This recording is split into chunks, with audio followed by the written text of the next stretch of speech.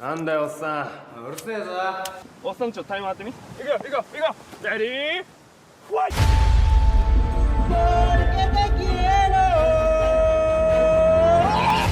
Halo semuanya, kembali lagi dengan Mimin di Celengan Film.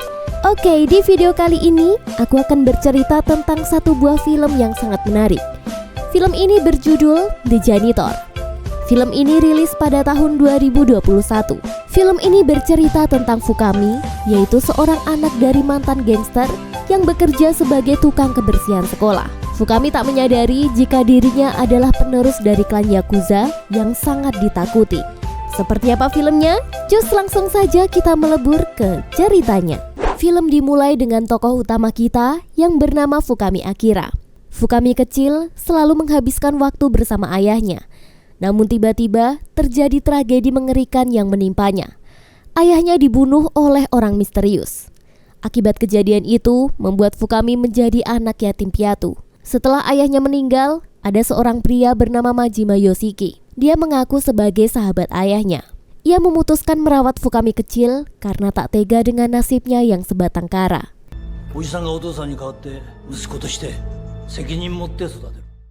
Singkat cerita, Fukami kecil telah tumbuh dewasa. Saat itu Fukami bekerja sebagai petugas kebersihan di sekolah. Tetapi sayangnya, dia tidak begitu dihargai oleh para murid di sana. Dia juga selalu menjadi bahan bulian. Di sisi lain, ada seorang siswi introvert bernama Majima Yui. Yui ini adalah putri sematawayang dari Majima. Ternyata, Fukami sengaja bekerja di sekolah itu karena ditugaskan untuk melindungi Yui. Namun Yui tidak menyadari jika ada orang yang diutus hanya untuk menjaganya. Di sekolah, Yui memiliki satu sahabat yang sering membawakan makanan untuknya bernama Riko. Di sekolah itu terkenal karena banyak murid berandalanya. Ditambah lagi, murid di sana berani menantang gurunya. Pada saat itu, ada salah satu murid yang sok jagoan bernama Sumida. Saat itu, dia sedang membuli gurunya. Fukami yang sedang mengepel lantai mencoba menghentikan keributan itu dengan membuat suara berisik. Tentu saja, ini memicu amarah Sumida dan teman-temannya. Sumida kemudian memukuli Fukami tanpa ampun. Namun, Fukami tidak melawan sama sekali. Dan inilah keseharian Fukami. Dia selalu sabar menghadapi berandalan di sekolah itu. Kemudian, saat bel pulang sekolah, Fukami selalu memastikan bahwa Yui berhasil meninggalkan sekolah dengan selamat. Di rumah, kehidupan sehari-hari Yui tampak tidak bahagia sejak ibunya meninggal. Ditambah lagi, hubungannya dengan ayahnya juga tidak terlalu dekat. Karena Majima jarang berada di rumah dan sibuk dengan urusannya di luar. Oleh karena itu, Yui selalu merasa kesepian di rumahnya.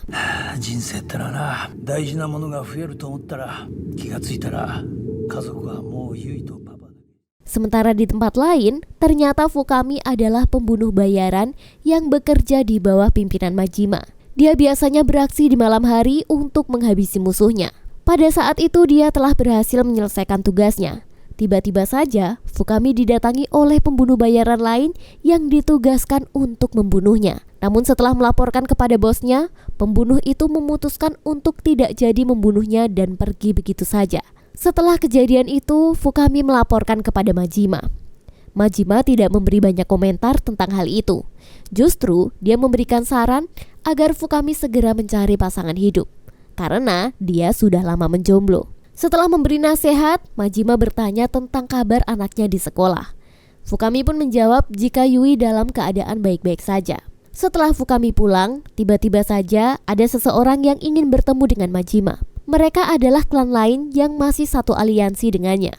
Mereka adalah Nishimori dan anak buahnya yaitu Murano. Begitu datang, Nishimori langsung marah-marah kepada Majima karena kesempatan bisnis di antara mereka tidak sesuai dengan yang diharapkan. Namun respon Majima malah meremehkan Nishimori. Karena merasa disepelekan, Nishimori berniat ingin membunuh Majima. Namun dia tidak bisa jika harus membunuh Majima saat itu juga. Setelah itu dia berpikir jika Fukami adalah orang yang tepat untuk dimanfaatkan dalam rencananya. Ditambah lagi, Nishimori tahu rahasia gelap yang bisa membuat Fukami marah besar. Keesokan harinya, di sekolah, Sumida kembali menantang Fukami untuk adu kekuatan. Untungnya Fukami masih sabar dan tidak melakukan apa-apa. Tak lama kemudian, Murano datang dan tanpa basa-basi langsung menjambak rambut Sumida.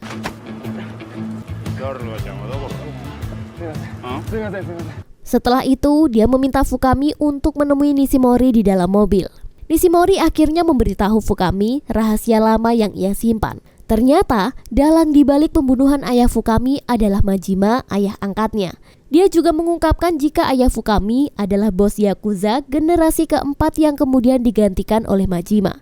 Mendengar semua ini, Fukami menjadi marah kepada Nishimori karena baru mengatakan kebenarannya sekarang. Nishimori kemudian mencoba memprovokasi Fukami.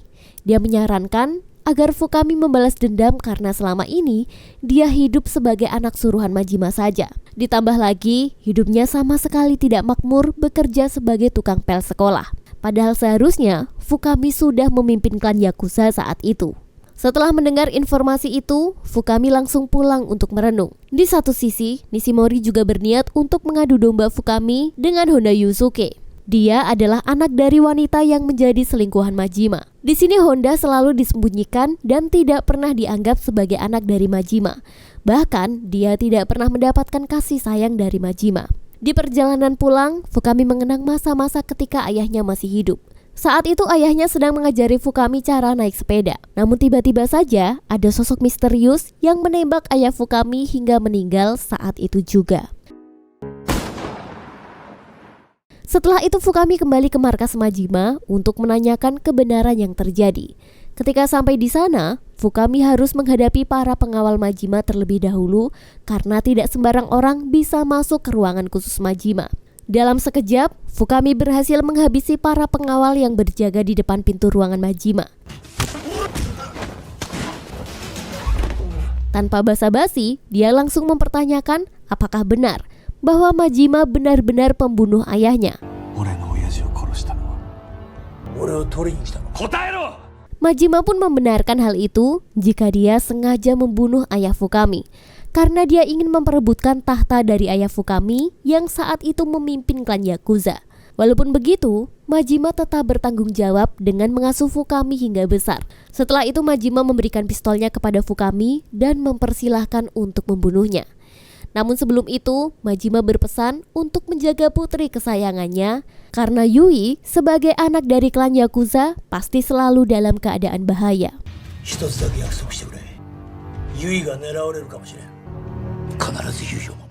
Setelah mengambil pistol, Fukami tak tega untuk menembak Majima.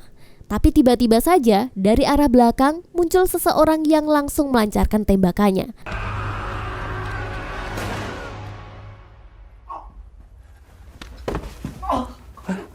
Ternyata tembakan itu berasal dari pistol Murano. Tentu saja ini membuat Fukami kaget dan tanpa basa-basi langsung menembaki Murano berkali-kali hingga tewas. Setelah itu Fukami langsung menghampiri Majima yang sudah sekarat. Di akhir hayatnya, Majima masih menyebutkan nama Yui berkali-kali. Fukami pun menangis karena tak sanggup melihat Majima menderita. Dan akhirnya Fukami menembak jantung Majima agar ayahnya itu tidak lagi merasakan sakit. Di sisi lain, Nishimori menculik Suzuki yang merupakan salah satu aliansi Majima untuk bergabung dengannya. Namun, Nishimori masih butuh dukungan lagi untuk memperkuat peralihan kekuasaannya. Dia butuh dukungan dari Honda untuk gabung dengan klannya. Tak butuh waktu lama, anak buah Nishimori pun langsung menculik Honda. Meskipun Honda terlihat seperti orang culun, namun sebenarnya Honda adalah orang yang sangat kejam. Setelah itu Honda berhasil dibawa ke markas. Tanpa basa-basi, Honda langsung mengeluarkan pistol dan membunuh semua pengawal Nishimori. Seketika Nishimori menjadi terkejut dengan keberanian Honda. Kemudian dia menawari Honda untuk bekerja sama dengannya. Namun Honda malah menolak tawaran itu. Setelah itu, Nishimori menyuruh Suzuki untuk menembaknya di depan Honda. Suzuki enggan untuk menembaknya karena dia merasa bukan pembunuh. Namun dia terus direndahkan oleh Nishimori dan ia sengaja menempelkan jidatnya ke pistol yang dipegang Suzuki. Suzuki yang ketakutan pun tidak berani menembaknya. Namun, Honda yang tak punya rasa kasihan terus mempengaruhi Suzuki. Dan tak butuh waktu lama, akhirnya Suzuki memberanikan diri untuk menembak Nishimori hingga tewas.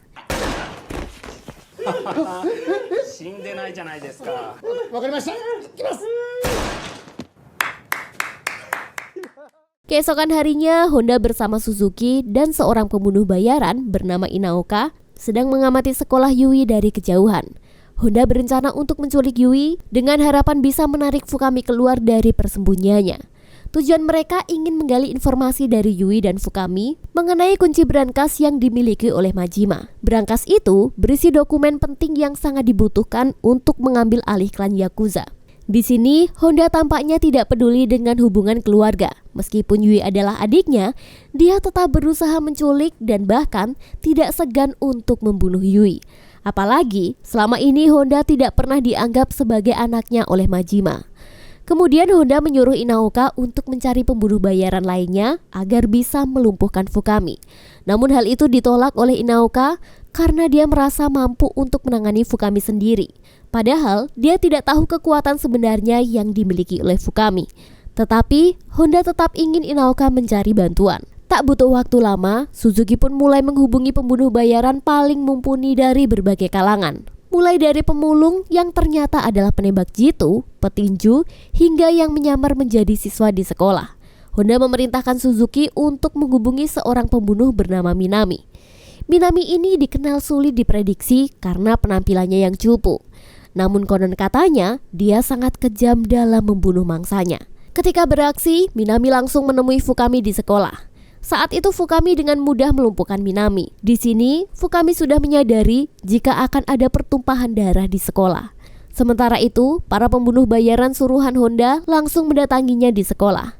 Hari itu sekolah sedang sepi. Hanya siswa tertentu yang datang karena ada urusan di sekolah itu. Pembunuh bayaran pertama kali yang menemukan Yui adalah si kembar. Pada saat itu, Yuri sedang bersama dengan Riko. Melihat ada orang yang mengganggu Yui, Riko langsung maju untuk menghajarnya dan terjadilah pertarungan yang sangat sengit.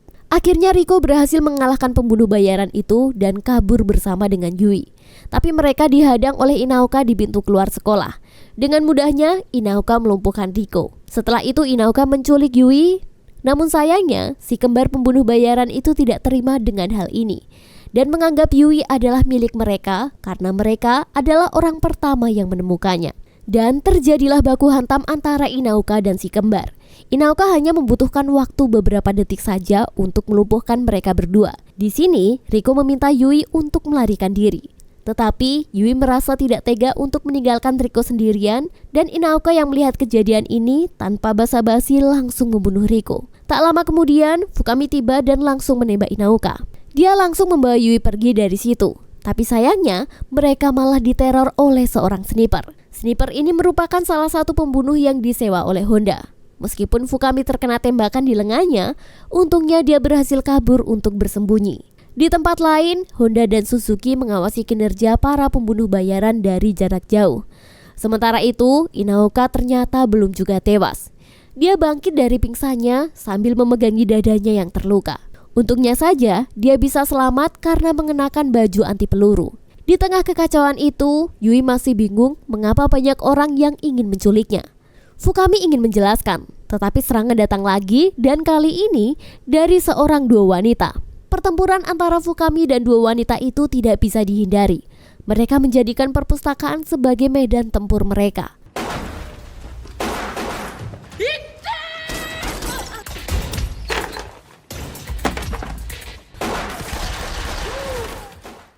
Setelah bertempur sengit, Fukami menggunakan akalnya untuk melumpuhkan salah satu dari dua wanita itu. Kemudian, wanita berambut pirang memutuskan untuk keluar dari persembunyiannya dan menyerang Fukami. Meskipun seorang wanita, namun tenaganya sangatlah super. Untung saja Fukami bisa mengalahkan si pembunuh wanita ini.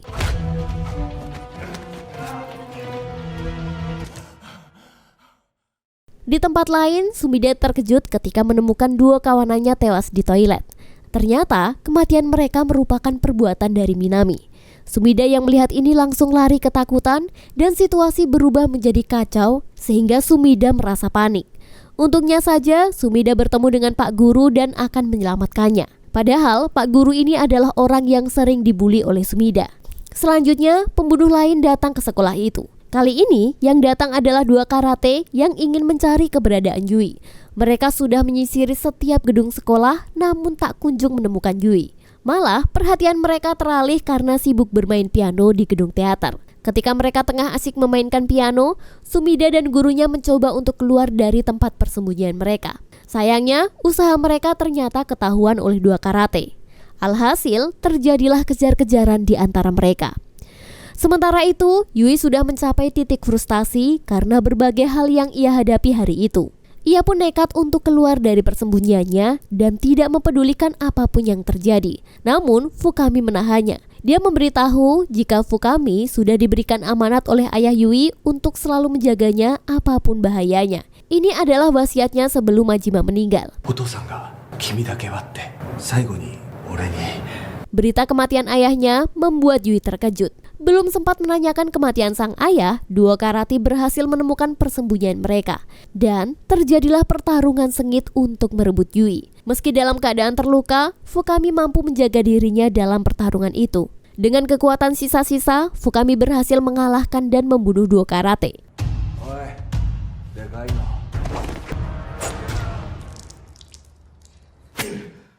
Setelah itu Fukami tampak kehabisan tenaga. Yui berusaha membantunya berjalan, tetapi setelah keluar dari ruangan, mereka harus berhadapan lagi dengan Inaoka yang ternyata masih hidup. Pertarungan itu tampak tidak adil karena Fukami sudah kehabisan tenaga dengan luka-luka di seluruh badannya. Beruntung, dia masih mampu bertahan dari serangan Inaoka. Di sisi lain, Honda yang masih mengintai di luar sekolah tak sabar menunggu. Ia sangat ingin untuk masuk ke sekolah. Sayangnya, dia disegah oleh seorang penembak jitu dan meminta pembayaran atas kinerjanya. Karena ternyata Honda telah berjanji akan membayar nanti setelah misi selesai. Namun, penembak jitu itu mulai menggerutu dan memarahinya. Dan tanpa basa-basi, Honda langsung menembaknya hingga tewas. Tak hanya itu saja, Suzuki juga jadi korban tembak selanjutnya karena ikut memprovokasi penembak jitu. Setelah itu si Honda juga membunuh Pak Guru dan Sumida yang menjadi saksi atas kerusuhan di sekolah itu. Tak sampai di situ saja, Honda juga membunuh Inaoka karena tak becus untuk membunuh Fukami.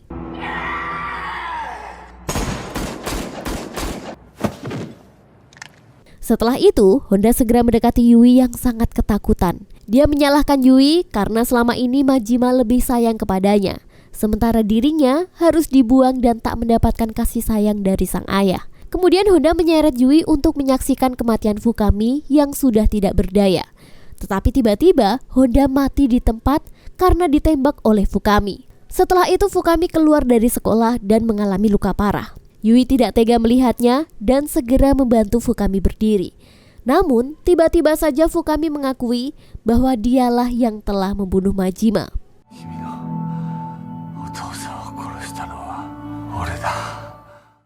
Fukami memberikan pistolnya kepada Yui. Dia ingin Yui mengakhiri lingkaran setan itu dan menyuruh Yui untuk membunuhnya saja.